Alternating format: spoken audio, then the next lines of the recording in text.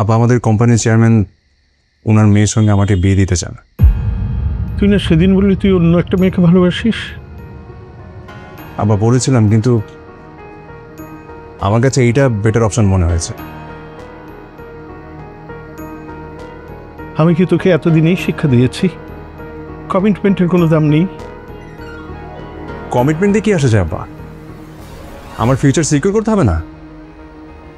আর আমার future secure করা মানে তো পুরো ফ্যামিলির ফিউচার সিকিউর করা। অবশ্যই আমার ছেলে ফিউচার দেখবে, পরিবারের ফিউচার দেখবে, সব কিছুই দেখবে। তাছাড়া আমার ছেলে কি রাজত্ব রাজকন্যা ছেড়া রাস্তার ফকিরনি বিয়ে করবে নাকি? আমার ছেলে রাজকুমার, সে রাজকুমারী বিয়ে করবে। ঠিকই তো আছে, একদম ঠিক আছে।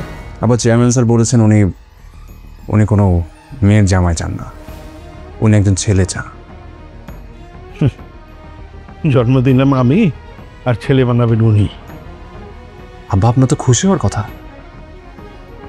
আরে গাধা, তোর মাথায় কি কিছু আছে? উনি তোকে ছেলে না, তোকে ঘর জামাই বানাতে চায়, ঘর জামাই।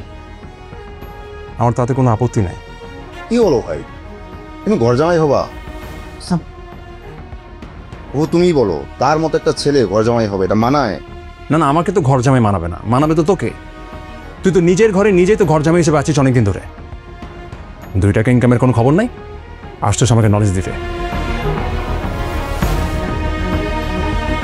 ঘর জামাই আর বাইরের জামাই কি? জামাই তো জামাই। এই তুমি চুপ থাকো তো। আব্বা আমি চেয়ারম্যান স্যারকে কথা দিয়ে দিয়েছি, বিয়েটা আমি করছি বাবা, এটা আমার ফাইনাল ডিসিশন। আলহামদুলিল্লাহ। তাহলে তুই আমার কথা শুনে যা।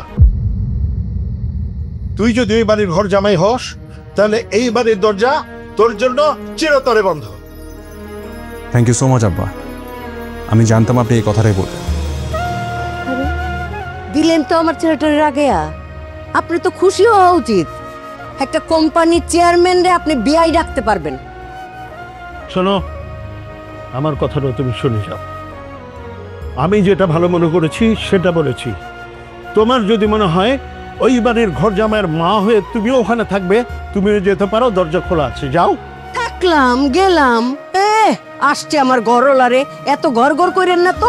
কি আমার গরলা দিল আমার আব্বা? আব্বা